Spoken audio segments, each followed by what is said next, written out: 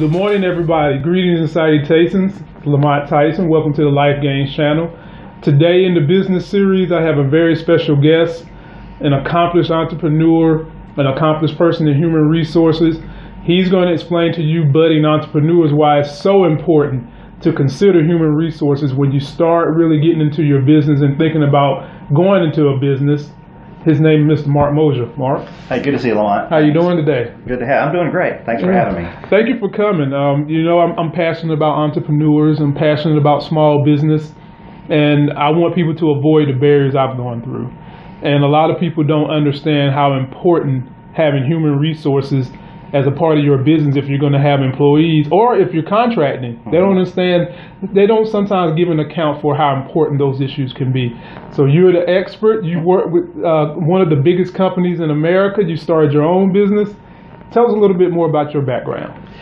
I started out in operations and sales like a lot of people, so I didn't really get into HR until later in my career. Okay. The reason I did is I worked for a company that was growing organically, and we had a very entrepreneurial culture. And I thought that we could do a better job of screening and onboarding people into management roles, particularly startup roles in different geographic areas. So I approached the CEO about creating a position that would help us ramp people up more effectively and just do a better job and cut down on our turnover with these entrepreneurial general managers that we were hiring around the country.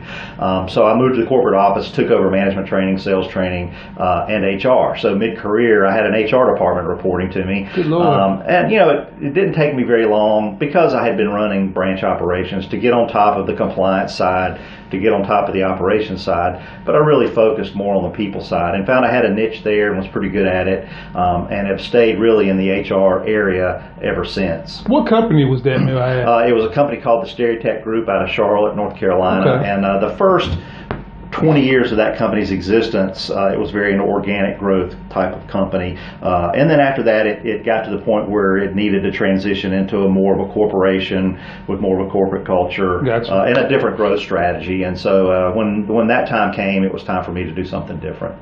Gotcha. So I have an idea. I want to start a business.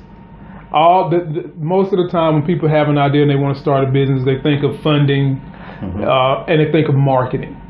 Why is it important for people to consider HR? Well, there's three things that happen when you start adding employees. And if you're going to have a business where employees are important to your business, particularly if they're customer facing, but even if they're not, there's three things you're going to have to deal with eventually.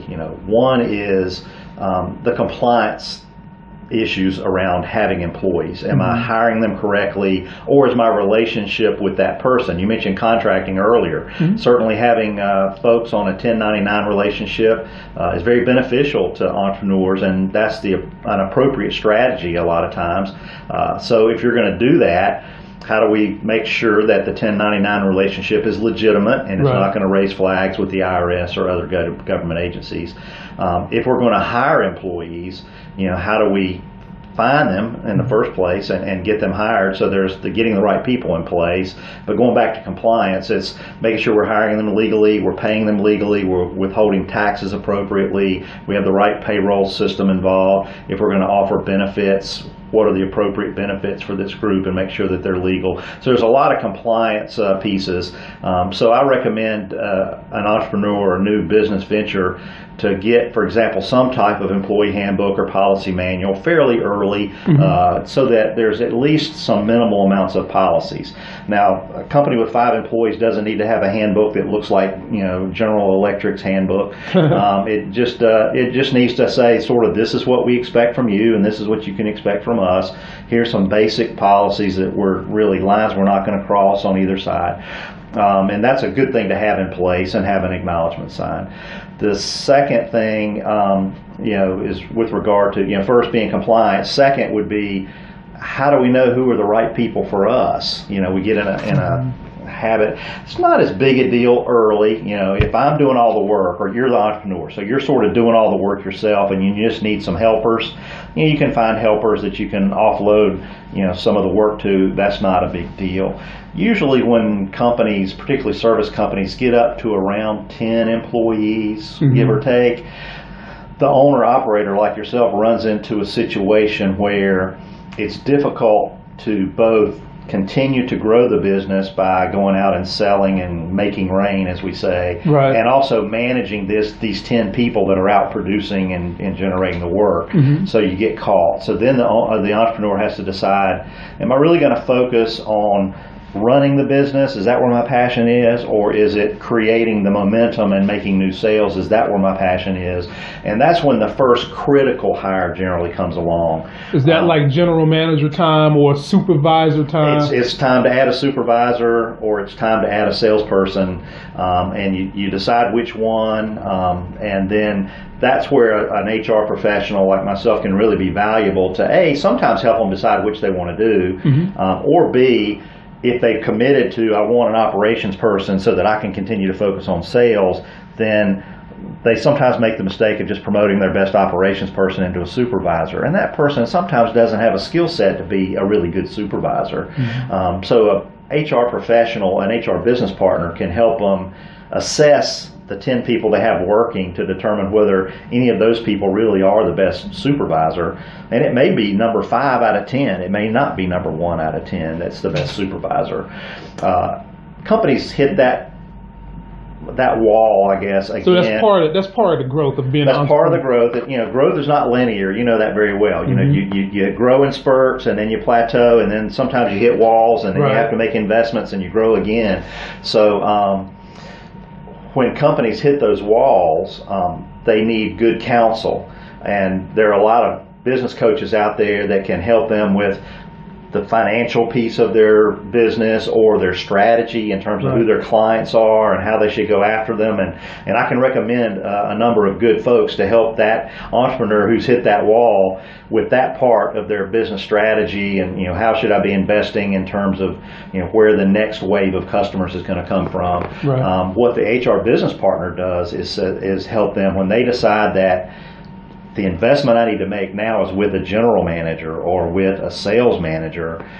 How do I select that person? And how do I know when I have the right? And misfires there are really expensive.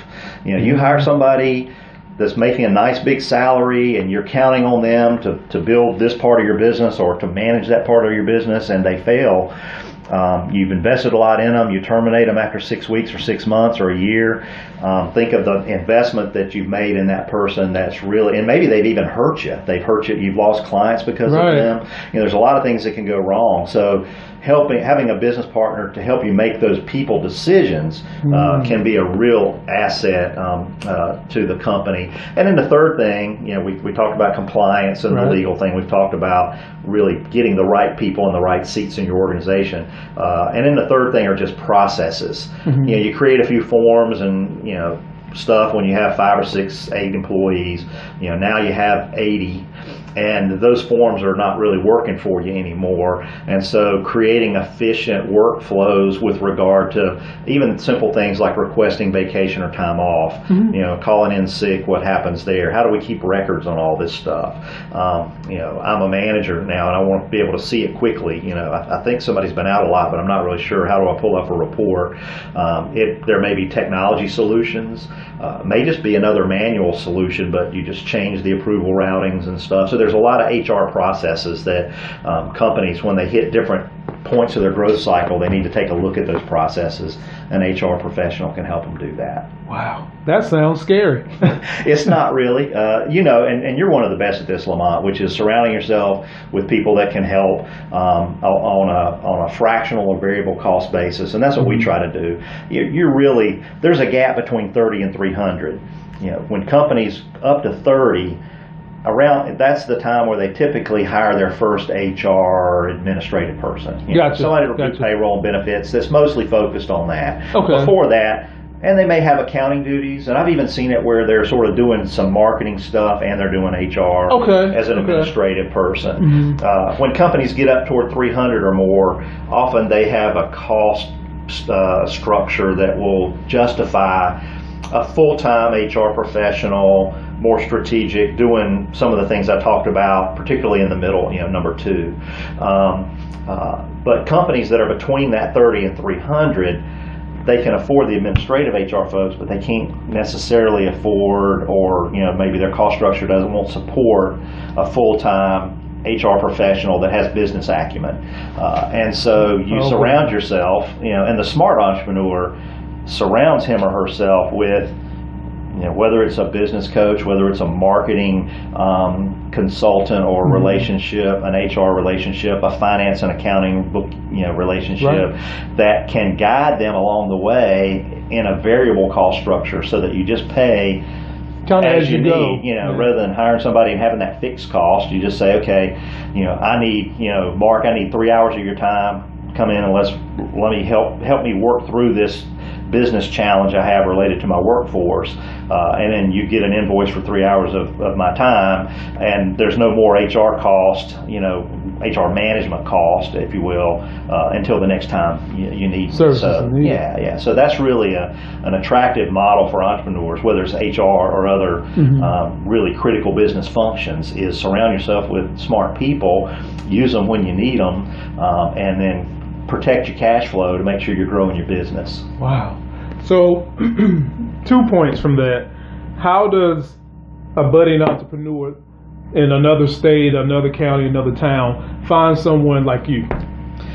Well, most of my business comes from referrals from people they already know. So maybe they have already met, they're already using a CPA or an accountant to help them with their finances, and I get referrals from those folks, and I spend a lot of time networking with those types of folks.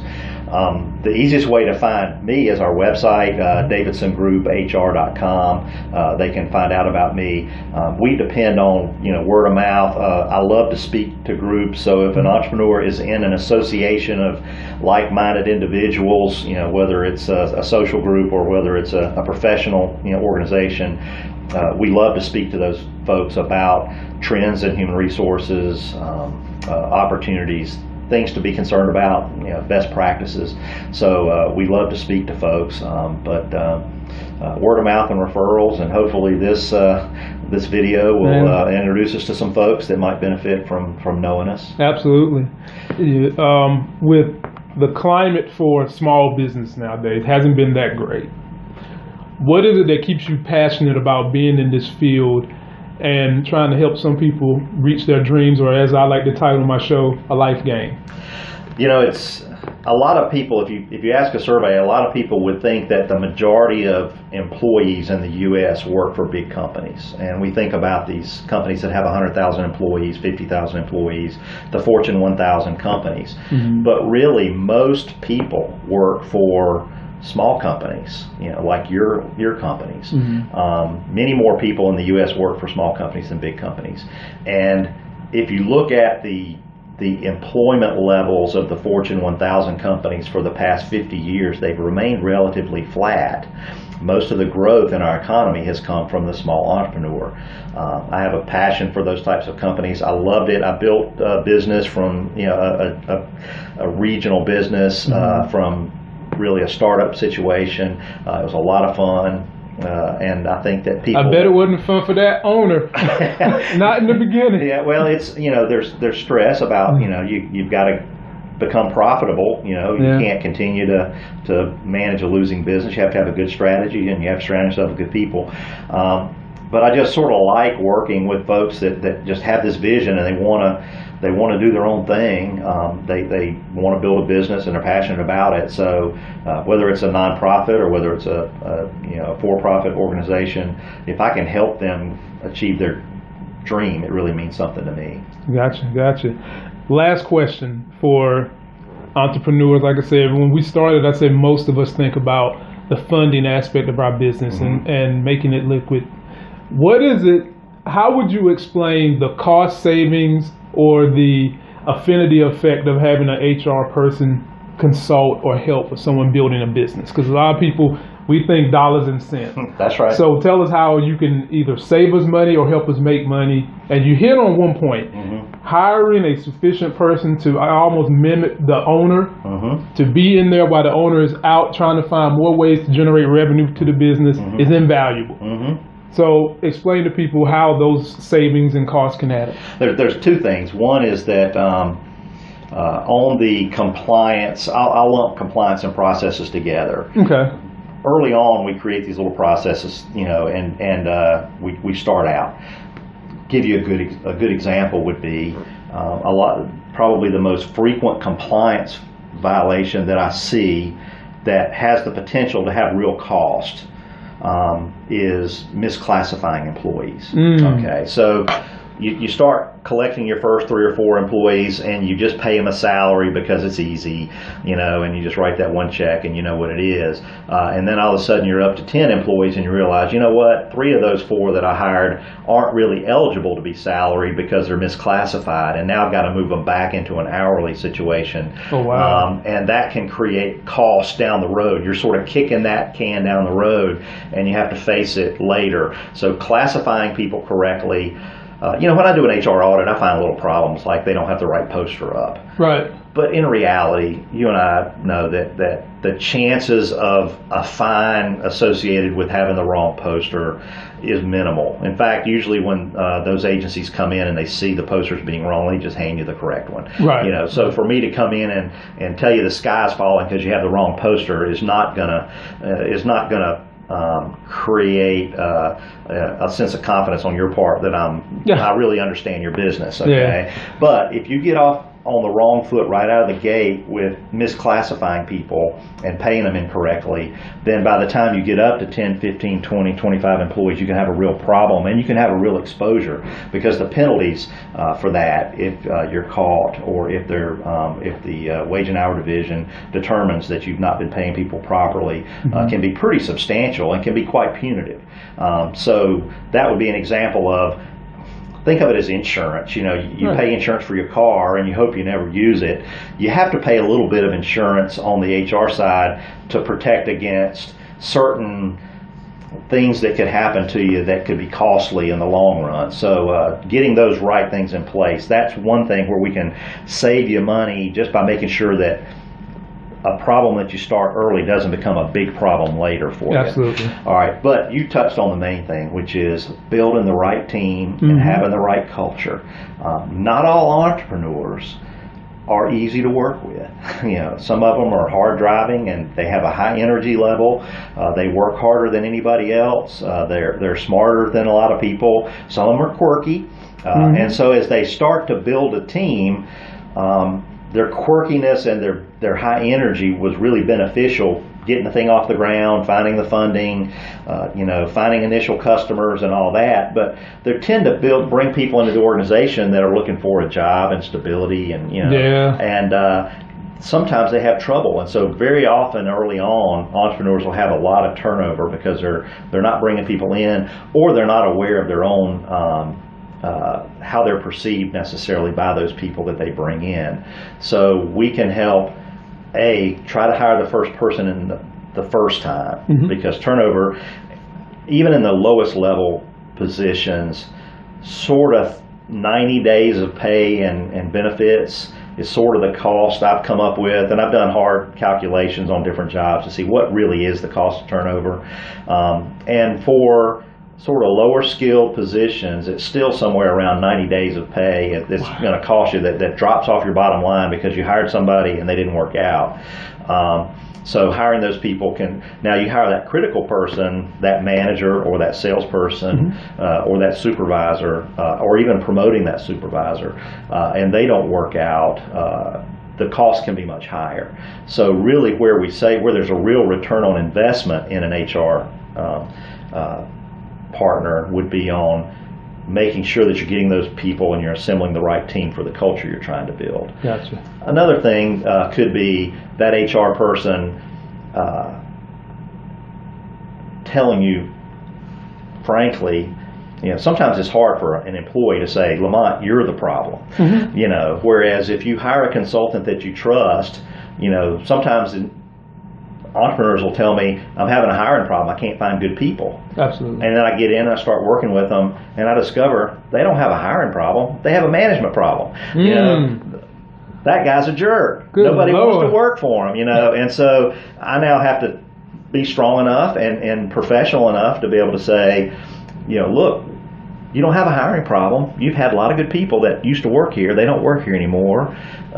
Some of them deservedly so, but some of them, if we just make a few tweaks in your style or create a buffer between you and them, then your turnover problems may improve. And so I do a lot of work with companies to reduce their turnover. Everywhere I've ever worked, we've reduced turnover. And it's not always been on the selection side. Sometimes it's been on the management side.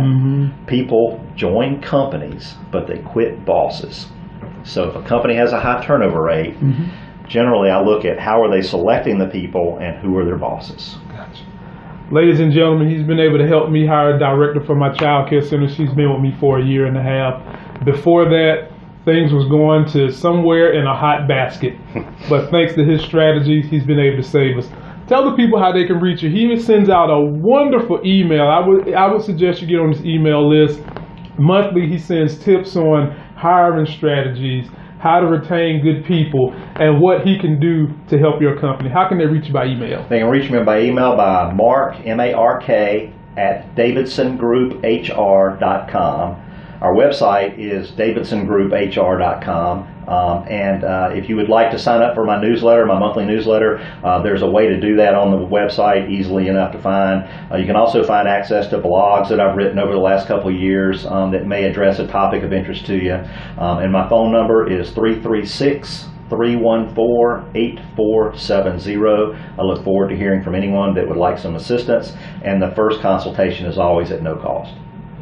All right, guys. As always, comment, subscribe. Don't forget to like the video.